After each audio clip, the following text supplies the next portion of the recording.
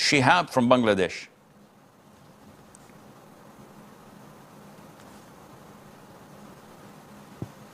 Assalamu alaikum, Sheikh. Alaikum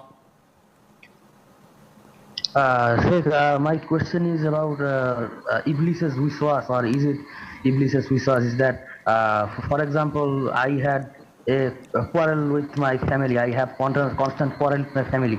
So one day after a quarrel, I deducted that we could reach no conclusion. So I remembered the story of the man of Musa alayhi salam who says that, are you going to kill a person just because he says because Allah? And he said, Allah is enough for me, and Allah protected him. So by that I took decision that I will not talk to them that much and will not reason with them.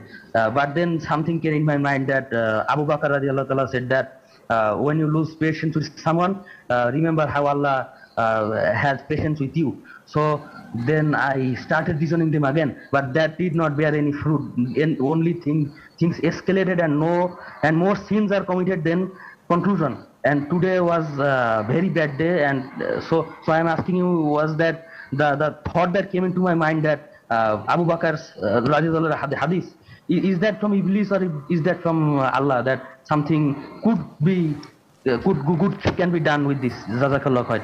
Jazakum. I cannot elaborate on the situation because I could not understand the narration you said about Musa, peace be upon him.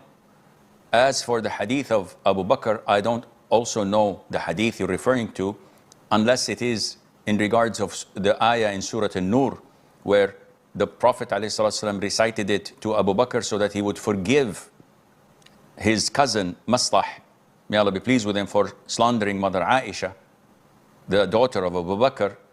And Allah mentioned in it, let them forgive and pardon. Don't you want Allah to forgive you and pardon you? And he said, I want Allah to forgive me and pardon me. So he forgave his cousin for what he had said.